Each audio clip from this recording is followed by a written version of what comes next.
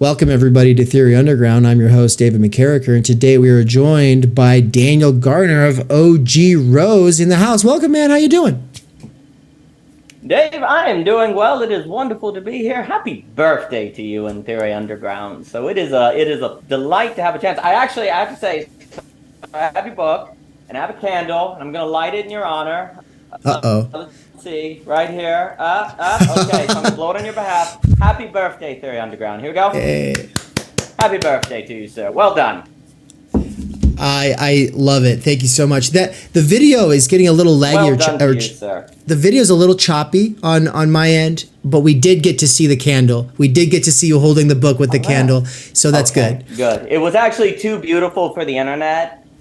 Like, it actually kind of transcended space and time for a moment. So I think that's what was going on. So well done to you today with all your work. And well done on the book. I enjoyed reading it. It was delightful. I have one of these too. Oh my God. And so I guess I want to introduce you. And so I will begin with an apology. And that is that I did not have you on sooner. And my reasoning is that I have not had time to read your books. I have not had time to read your articles. I have not had time to watch your videos. I have not had time or energy to do any of these things. And it's because ultimately, like I'm doing 50 other things, right? And so you get it, you're a busy guy. And so, but what I do know about you is that you've had a couple of conversations with Andrew Flores of the Vanishing Mediators, someone that is close to me. I care about him and his project. And so I really appreciate you for doing stuff with him.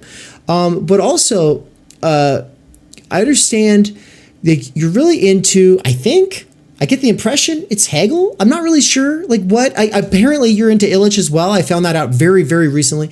And so I kind of want to give you like this opportunity to set yourself up, because otherwise it's like, to me, you're kind of one of Cadell's satellites. Like, that's all I know. Like, I've not gotten to like actually have a conversation with you. And there's a lot of people in that category.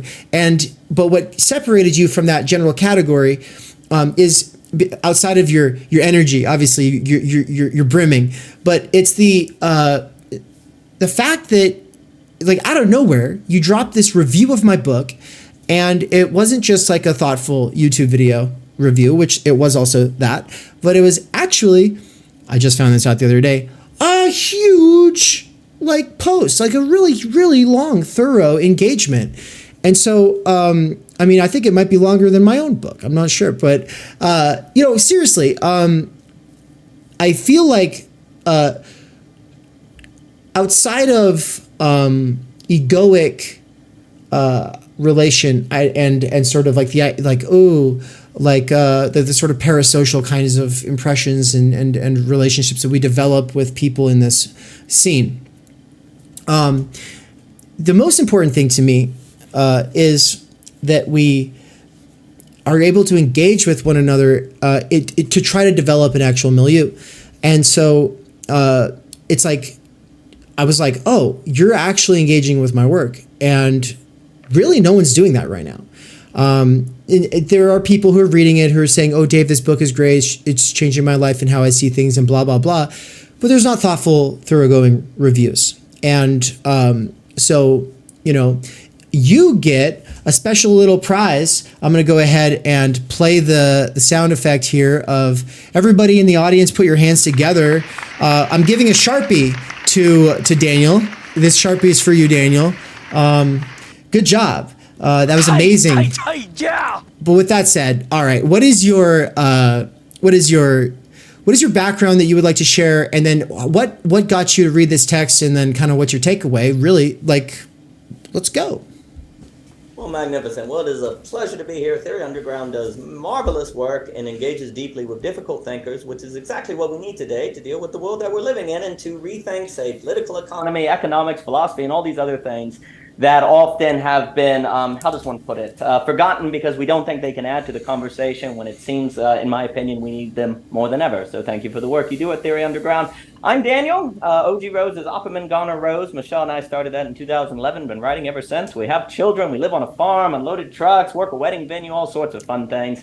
And so we've done that for a long time, and we just put up a Christmas tree. So, good home, we can do some of the wonderful life stuff, exactly, because you had that piece on tradition and different things. So really warm warm and fuzzy feelings. And Timenergy, I think, is putting its finger on an extremely important dimension, that structure and the ways that we are contained by structures are not merely the structures that we can see, but the way that our energy is controlled and organized. And I think also, too, it's very important for me, the question of energy is very fundamental to economics. You can think of a Witkloff-Smil with alternative resources. You can actually kind of basically chart the GDP of a nation with its energy consumption. Well, wait a minute, why would that not apply to individuals, right? Also, too, I know you just had the gentleman talking about Mr. Ivan Illich, which I think is very important. And what Ivan Illich talks a lot about is disabling systems, systems of which disable you. But since you have access to the system, you don't recognize that you are disabled by the system. So you actually think you're enabled, right? So, for example, if I'm not able to think without access to Google, but since I have access to Google, I actually don't recognize that I can't think without Google because I have access to it, right? So I'm actually not able to recognize my disablement. Likewise, if I'm in a system that's removing my energy, since the energy gives me things to do in my free time, I don't recognize that it's the system that's taking away my energy. It must be my diet. It must be the way that I'm using things. So there's a way in which you become responsible, and that removes the imperative to see the structural elements of the system. And so if we're going to, and also too, I think seeing that is very important, because right now, if you go back, say, into the 19th century, 20th century, a lot of the economists were also sociologists. Like the notion of separating politics and economics is a kind of new idea. It used to be political economy. But as those things have been divided apart, we also do not see the impossibility of engaging constructively in politics, as you noted in your book, separated from the ways that we are disabled by the economic system. Furthermore, ironically, I would actually argue that a disabled populace that does not have energy is extremely bad for the economy, because then people don't have the energy to engage in innovation, creativity, and wealth create. Ergo, the system becomes more of a zero sum than a non-zero sum. And Ivan Illich, will also note, as Brian is teaching on, which is just wonderful to see, is that there has never been a period in economic history or modern economic history where the wage labor system is not relying on a shadow work system, a system of work that is not acknowledged as wage. And since you don't get paid for it, it's not even really work. It's actually just silly. The funny thing is, in the history of wage labor, it is actually not possible unless you have shadow work. And so there's always kind of an irony there where the system is relying on something outside of the system to be possible, that it denies that it needs. But the problem is now, I think, and this would be a different topic, but you allude to it in your book, is as you have information technologies, as you have the possibility of basically working forever and always having another email, the exhaustion of the shadow work domain is to the point where it's completely paralysis, and it's kind of exhausting everyone to the point where they have no time energy at all, which then means that there is no sector outside of the economy to keep the economy going. Thus, it tends to actually fall into what people like Tyler Cohn and others will call the Great Stagnation. Keynes talked about the stagnation issue. You get at, I know at the end of the book you were talking about the idea of a 4-hour work week or whatever Keynes kind of talks about. But he also kind of notes that capitalism has a stagnation principle to it that seems to come out. Well, funny enough, I would actually argue that's part of actually understanding that stagnation dimension requires us understanding how the system draws time energy out. So I find the book extremely important because it is actually pointing at a dimension of the socioeconomic system that if we don't get at, we can't understand how to avoid these severe structural problems. And then I'll give it back to you. I also completely agree that engagement with one another's work is important. But it's not hard to engage with other people's work when the work is so good. And actually, I am very encouraged by this scene that's going on. I know you had the piece at Science of Logic about a scene today. When people are outside the scene, it actually can have a motivation. When they're outside of the institutions on a scene, it can motivate them to do pioneering work, to have innovative thinking, and to take on topics that otherwise are not taken on. So to see work like this coming out on this new, some people have called liminal web, this new kind of scene, is actually very encouraging and a testament to the possibilities that can happen here as we go about figuring it out. So well done to you, sir.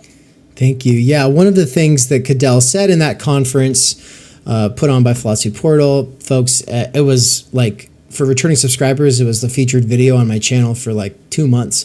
But you could probably look it up by just saying logic, science, brain, theory, underground, scene, milieu. Just type those words in. You should be able to find it on YouTube. But one of the things that Cadell had kind of like played with is the idea of like, my idea was like, it's a scene. There is a scene. It's an emerging scene, but it's a scene. And it's filled with all kinds of different people, very fucking different kinds of people, extremely different kinds of people. And there are certain similarities between all these different groupings and people, but there's a lot more differences and similarities.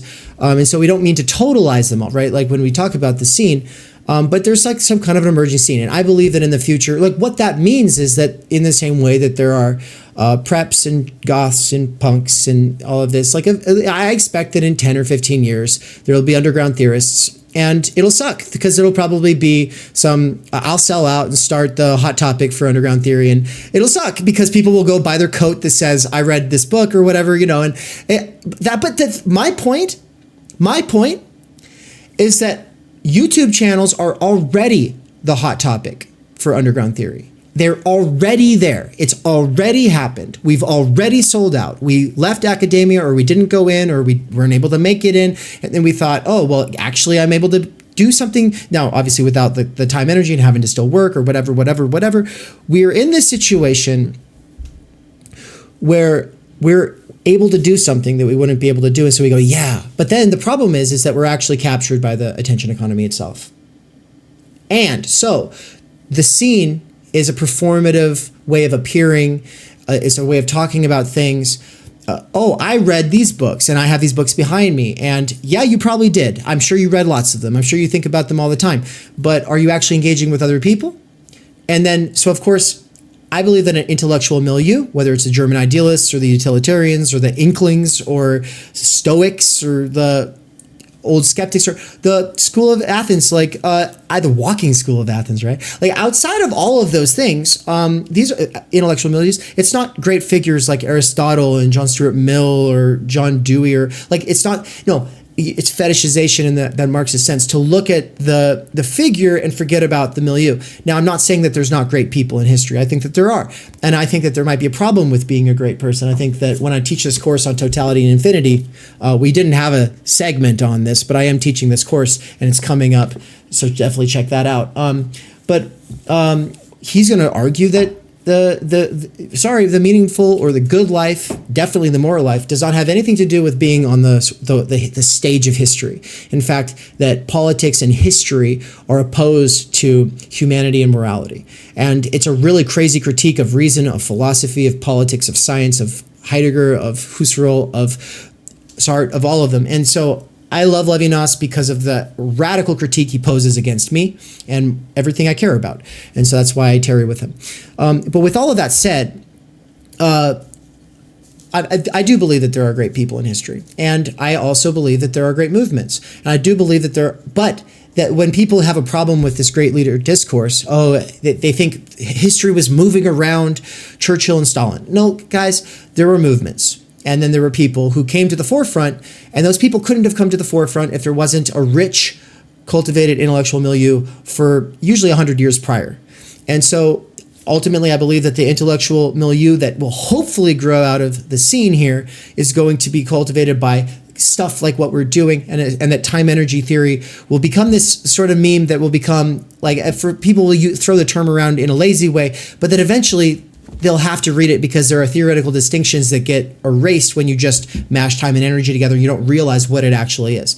And then when people actually realize what it is, they won't agree with me politically. They won't agree with me on my takes, but they will themselves be changed forever in a direction that will hopefully set up people in the future to do differently. And that will set up people to be able to actually have families, to actually have communities, to actually blah, blah, blah, blah, blah. Okay, but my problem with that is that because we don't have the time or energy now, this idea of like, oh, well, we need to expand the network. We need to engage with more people in the network. Cadell touched on this idea of like, well, what happens if you bring Christians into the discourse? What happens today? He brought in banks. What happens if you... Okay, yeah, it's all great. But I also, like when I go to a buffet and I start loading up my plate, I have to make strategic decisions. And for me, like the idea when he said Christians at that event, my mind went straight to you. I'm not sure if you're actually a Christian. I got this kind of vague impression that you're somehow into stuff like that. I'm not actually sure. I'll go ahead and ask you in a second. But I remember thinking like, yeah, but Hegel, Christianity, like I already don't know if how important Hegel really is to my project. I actually already question, is that really worth all that time and energy? And then it's like, look, there's a lot of great people. I'm neglecting great people every day. Every time I make a decision, I'm neglecting great people. You don't form an intellectual milieu by having a single conversation with a person. It's by developing a discourse that is sustained, and we go back to it over time. And I also think it's not hanging out in affinity groups. So it is hanging out with people that you don't like, or hanging out with people who you have fundamental disagreements with. Now, for me, I tend to avoid the former and gravitate towards the latter because maybe my jouissance is in there, but ultimately I want to be able to have those contradictions surface with people who care more about truth and understanding than they do about their positionality in the disagreement. And so with all of that said, for me, Christianity, it's kind of like women. It's not really present on my average stream. I mean, today I had quite a few. But really quick, to cutaway, am I correct in my assessment that you are doing something spiritual as well? Yeah, could you go ahead and say a couple things about that before I bring it back to where I'm going with this? Yeah, well, we do appreciate. We've done a series with like Jacob Pishier on wrestling with Christianity. I had talks with Demetrius and different things like that. It would be another topic, but I basically think Christianity almost has to be, I don't want to say built from the ground up, but there is a whole lot of structural issues that occurred. Like, so for example, in the early church, like today, church is something you grow up with, which creates a very different dynamic than, say, under Paul. Church would have been a gathering of pilgrims, travelers, undercover agents that don't have that same sort of identification of a tradition or even a nation with. So, like, there's a lot of structural things that's gone wrong. Also, too, like when we look at Paul, like what you have in Paul is an example of how do I think a tradition with a revelation of Jesus in light of situations that Jesus never taught on. And what we've done, so you actually have a very kind of like live reasoning through situations in, say, Corinth and different things, but Paul has been reduced to what are the dogmas that I need for justification. So there's all sorts of issues that have to be worked out that are quite difficult. You also have this strain of escapism, rapture, fundamentalism, all these other things in Christianity that are quite dire. Ivan Illich is going to stress Christianity. He talks about the institutional church. Christianity is the best of things, so when it's corrupted, it's the worst of things. The inversion principle that he talks about, and he talks about when sin was legalized in Christianity, completely destroyed it. And he says Christianity really needs to focus on the raw encounter of the person on the side of the road that completely surprises you. But that has been lost in favor of more of a militarism. So Christianity, for example, will talk about missions, which has a militaristic language as opposed to pilgrimage, as opposed to being there for the guy on the side of the road. So there's an entire, I've said a lot there, but there's an entire work that I do think basically has to be done that really has to be thought through. So I would say I have interest there. But you do have to kind of work through quite a lot of things. That's awesome. Yeah. And so and I agree that, these are there's ideas and there's institutions, and that I'm fascinated by Peter Rollins as a contemporary infiltrator of these institutions. Like, he's an underground theorist who's kind of using Christianity as my inroad, and then he goes in and he teaches atheism for Lent. It's crazy. It's crazy to me. And he's talking Lacan and Marx. And I'm like, what the fuck?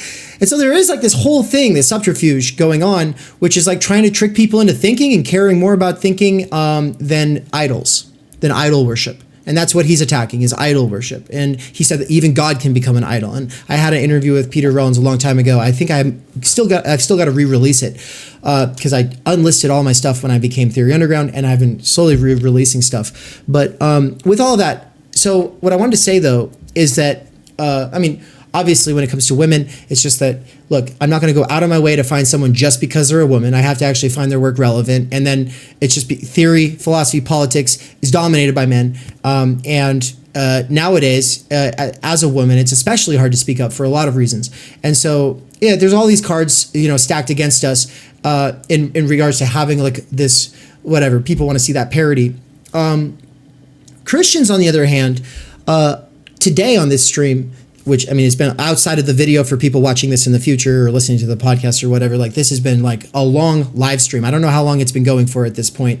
I don't actually know. It's been a long time though. Like over 8 hours. I just have to say that like Elton is some kind of a Christian, you know, and a socialist. And Brian is some kind of a Christian and cares about time energy. And now you're here. And I just want to say, for me, it's like there's all these people who have like this deep passion for something in the realm of theology and history that's just like outside of my wheelhouse, outside of my immediate concern. And so it's like, cool, I see you guys working over there. And maybe we'd have beefs if it came down to something or what. I don't care. And that's what I argue in Time Energy, is that I am a time energy reductionist. And this is what I was building up towards over the last, 20 minutes, is just to say, I engage with you because you're engaging with time energy. You see the importance of time energy. And so that opens my mind to everything else that you're doing, just because it's like, if you're a time energy, maybe you're not a complete reductionist about time energy, but if you at least understand the time energy is this fundamental precondition for the good life, and you care about it, and you're willing to like elevate that, then I have to elevate you, because that is absolutely essential to me. And so thank you. Well, thank you. I think basically without some sort of regaining of the possibility of leisure or dwelling in a different type of time, then we basically have no possibility of being human beings. One of the things as a kind of one of the things that actually has killed Christianity, has been very bad for Christianity, is the notion of, when Jesus talks about, to just reference that, like on the Sabbath, Jesus actually suggests that the Sabbath is supposed to be every day of the week, not just Sunday, because if, God comes back, then the Sabbath is not just one day, it's supposed to define all of time. So that is supposed to actually be a transformation of how we experience time all the time. But you see, the problem is, because you have a capitalist paradigm, you see Sabbath as the rest you do before you go back to work. But that's actually not dwelling in time entirely differently. So there's a bunch of things that have to be thought through and reinvestigated to really kind of see how Christianity can get in quite a bit of trouble if it lets its thinking be set by the paradigm of the market system and not think according to these things in different ways. I do think time energy is quite important. I was also going to say, where you were noting the dangers of the attention economy, one of the reasons why I think we do have to be careful to use things like YouTube is because there's a way to, how do I build a platform which is dangerous versus how do I create a sustainable place to engage with other people serious about real work that needs to be done to regain time energy? And that's a very slight thing. So there's a difference, say, for example, between the YouTube channel that goes, I can do a bunch of summary videos on philosophers and know that a lot of people are going to like that, versus I'm going to try to host conversations that get into the depth of the seminars of Lacan that a lot of people may not like. And actually, a lot of people may not tune into that. But that's the difference between something that's going to ultimately be captured by attentionalism versus something that's actually going to lead to a new quality of intellectual engagement. So now the issue why I think it's difficult to avoid slipping into attentionalism is because you're looking for sustainability. You're looking for a way of how do you find sustainability, and basically the things YouTube offers you forces you to play to attentionalism in order to gain that economic sustainability. So that's going to get into where we need to think different basically ways to go about economic sustainability. And really, if you think about it in terms of how do we create a space of sustainable time energy, that's very different from saying, how do we create a platform that's going to be bringing in a lot of revenue? Now, those are very fine differences, but if you can always keep the time energy as central to your thinking, then that's going to give you a better metric by which to keep your eye on at all times. That may entail revenue of some kind, that may entail various market mechanisms, but you don't lose sight of what's going on. And the issue is, and I know you do a lot in Heidegger, Heidegger talks about how technology enframes things. Now, when we look at a tree, we see potential lumber. Right. It's kind of like once you have the camera, everything you see is a potential photograph. So it becomes difficult to engage with things not as potential photographs. Well, economic forces also change our towardness relative to how we use time, what kind of metrics we think about, and what we're going after. And if we realize that the socioeconomic system has led us to not think in terms of time energy, but instead time that's wage labor or free time, and if we can kind of shatter that, then that's going to change how you're toward designing systems, designing channels, designing networks, and what you're actually going to do. But there's a certain towardness, yes, a certain inframing that you have to work through, and Timenergy provides that alternative framing so that we have a better chance of, say, avoiding the attentionalism tricks or the dangers of attentionalism. And then also can actually help us, say, just mentioning Christianity, you see, if you say go and read the Bible and you have a capitalist inframing, you're not even going to realize how your interpretation is inframed by that technological inframing, right? But any sort of mental model or resource that can help you have new inframings, like Timenergy, can actually affect how you're toward all of these things in different ways. So I think that's extremely important. As an ultimate for the sake of which, right? It actually restructures the whole field. It's because it's related to a different involvement than capital, which is in framing, right? And so I wanted to say, like, just to close that note out as we close out, that I want to see Timenergy pilled Muslims. I want to see Timenergy pilled Christians. I want to see Timenergy pilled atheists. I want to see Timenergy pilled libertarians, Republicans, progressives, Democrats, leftists. And I know that there's a quick response that I would get from someone who's really committed to the process of making change, and they've bought into the laundry list of items that they're supposed to sort of evaluate their associations by, right? They're like, the intersectional criteria or whatever. And they're going to say, well, but all of those people will just co-opt it back into their ideology. And of course they will. But the thing is if it becomes something that we all get to argue about, that's actually where I believe it becomes something that people can't get away from. If people is, no, my political ideology actually is able to do justice to the people's desire for Timenergy so that they can have families and communities and stuff. And by the way, everybody, Timenergy is just large energy infused repeatable blocks of time throughout your week. You don't have that because it's been exchanged as labor power. It's been reduced to labor power by the schooling system and the job-centric society that you live in. Whether it's socialist or capitalist, it doesn't matter. That is the history of the last couple hundred years. And it's a distinction that gets lost, right? And it needs to be centered. And so what I'm saying is that when different people center this, they'll come at it from their own experiences, from their own value orientations. But if it becomes one of the constellations in their value orientation, then I'm happy. I was like, go ahead and have your arguments about everything else. But if we can have an argument about what actually is going to make our society one where people get to have that, to be able to do the things they love outside of mere passive consumption, outside of this free garbage time and labor time. If we can actually learn the violin and practice multiple languages and read great books and still run a community garden or whatever, if we can do things autonomously and cooperatively, then that's a society I want to move towards. And if people cannot show me how what they have as a vision actually makes that possible, I don't care. And then people say, oh, well, you're associated with that person for these reasons. I don't care. I care about Timenergy. I really do. It comes down to that. And so, yeah, man, thank you. And thank you for the amazing review. Everyone needs to check out your Substack. I hope you'll share it in the comments. Michelle could probably share it in the comments. And then we'll make sure to pin that on the actual comment of in the video, comment section or whatever in the future. Yeah, we got time for some closing thoughts and statements. I was acting like we got another whole 5 minutes, man. And energy, relatively speaking. This little boy. There you go. Well, I will note.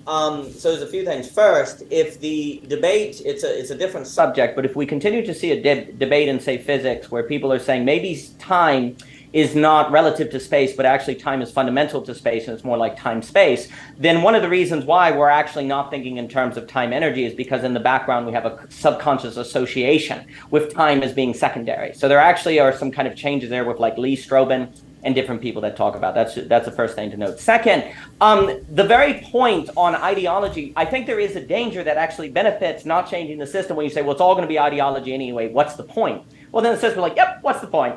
So don't even bother, right? So it's very important because what you're talking about is if everyone from different ideologies are talking about a subject, well, then there's overlap. And that subject then in being constant actually is between ideologies. Yes, it's also in the ideologies and it tends to be pulled into them. But the very fact that it's pulled between them then helps you view it from different angles. I think Deleuze will talk about things like overlap, like the very fact that the subject becomes constant then changes the tenor of the ideological conversations that help looking for different overlaps and different ways that it infuses the backgrounds of people thinking. It's like, for example, one of the big things I like to talk about with education is we spend way too much time on the content of education, what is being taught on the content, as opposed to the mediums of education. I know you do a lot in media theory with Marshall McLuhan, the medium is the message. Well, Neil Postman warns that the current classroom in its medium structure makes you associate being good with trivia with being educated. The teacher has all the answers, you know the question, so you associate learning with being good at trivia.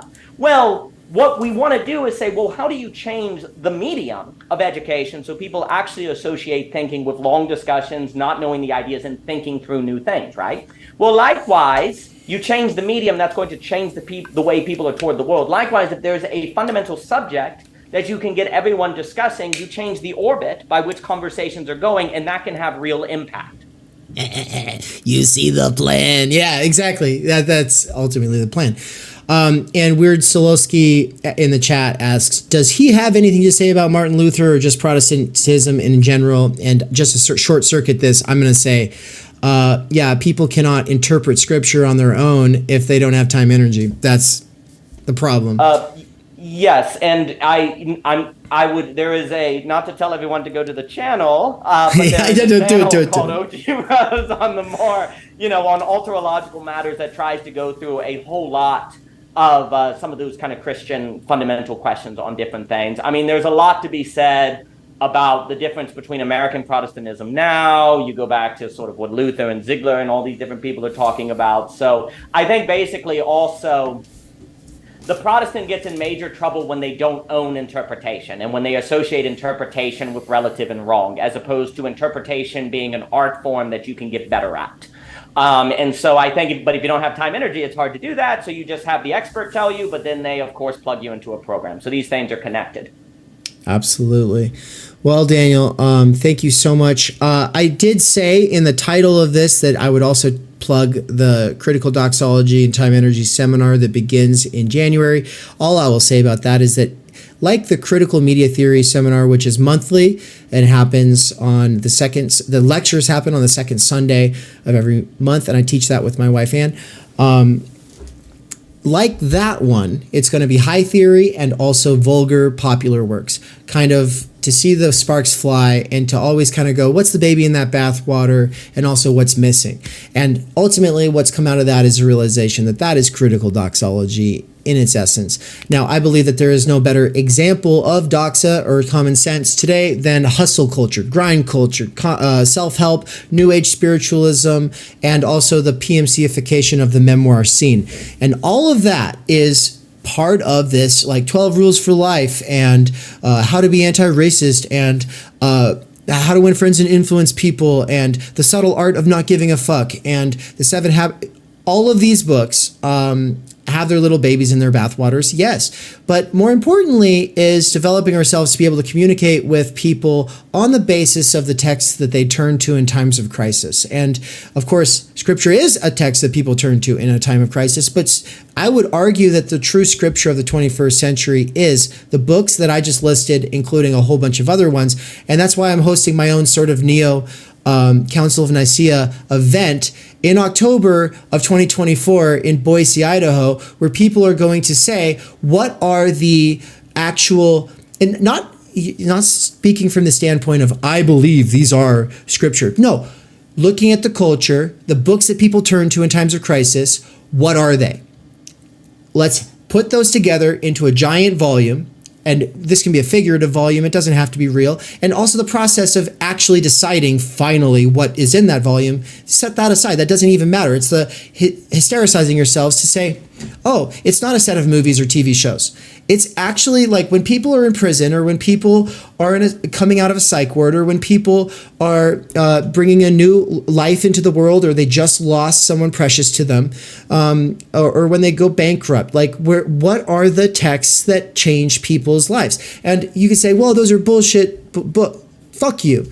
I get it. Like, at a certain level, yeah, I don't want to just spend the rest of my life reading Eckhart Tolle and Dale Carnegie, but these authors are the ones that our friends, our families, our distant relatives, our coworkers, etc., these are the texts that they turn to.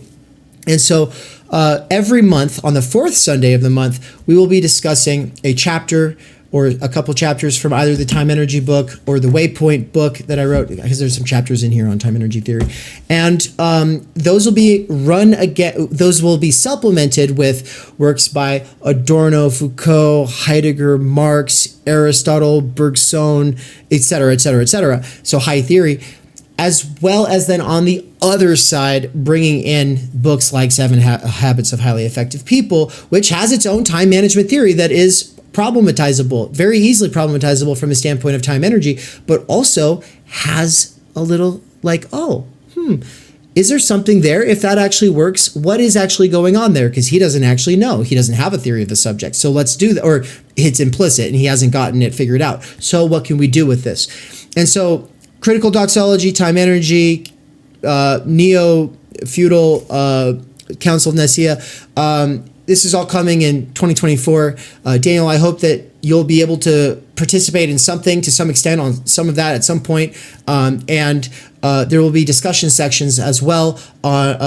Critical Media Theory has its on the first Sunday of every month. And the discussion section for the Critical Doxology and Timenergy Theory will be on the third Sunday of every month. And so I just had to make my plug there.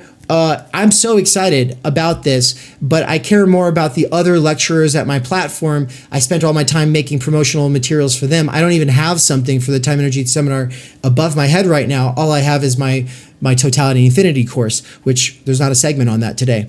I'll do something on it next week. There's going to be a sequel event to this event, and I don't know what day that'll be yet. It's going to be very last minute. The people who are involved will be the kinds of people who respond to things spontaneously, because that's how it always works out here. And so with that, Daniel, thank you so much. It's a pleasure, David. Thank you for everything you're doing and all the work. It's a delight. Take care. Best to you, sir. Thinking is super uncool, and that's why you should do it. It's just like almost anything that's like cool anymore,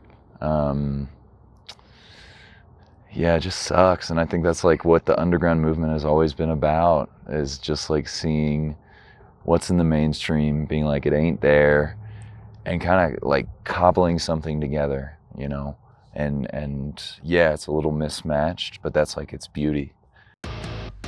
We cannot do direct revolution, but the only way to lay the foundation for it is to do what you are doing to move the underground. It's a theoretically correct title. Welcome to Theory Underground, where workers with earbuds can find genuine liberation from necessity. Research at Theory Underground focuses on what is most important for understanding our current situation: theory of the subject, capital, time-energy theory, critical media theory, CMT, and the most essential critiques necessary for understanding why the theory, ideology, and common sense of influencers left to right misses the mark. We bring primary texts from leading lights of diverse fields to bear on topical issues and works popular in our current world. Theory Underground is a publishing house as well as lecture course and social media platform. You've been reading Underground Theory. Yes. And amazing book. I'm a publisher and an editor. I run and review of books. Literally, it's my living. This is the best edited collection I've ever read. Jesus Christ. Seriously. This is a little experiment in what I, David McKerracher, can pull off without relying on the academy or the algorithmic dictates of the attention economy. Usually, a good edited collection has good essays, but you only want to read a few. Every essay makes me want to read the other essays because you have a vision. Everyone that you invited for a reason. You weren't some fake publicist who's like, "How's so-and-so's a new book? Have them on your show." No, you only talk to people because you've read shit by them that you've thought about, that you think has value, even if you disagree. So I think that's what's amazing. I believe that I am, like so many others, pioneering a future in which educators can form learning webs that will make learning as a way of life enjoyable and emancipatory. However, before these tools become accessible, they have to be experimented with. That's why I built my own website and app using nothing more than my own saved wages, 5 patrons, and some small classes of students over the last year. Of course, I also have had my wife Anne's moral support and help with accounting so that I don't get in trouble with the IRS or whatever. In less than a year, Theory Underground has already put out 8 courses, 2 books, one, my book, Timenergy, and the other, Underground Theory, which has over 30 contributors, including works written by students at Theory Underground, some of my fellow travelers, and colleagues in the broader universe of underground theory.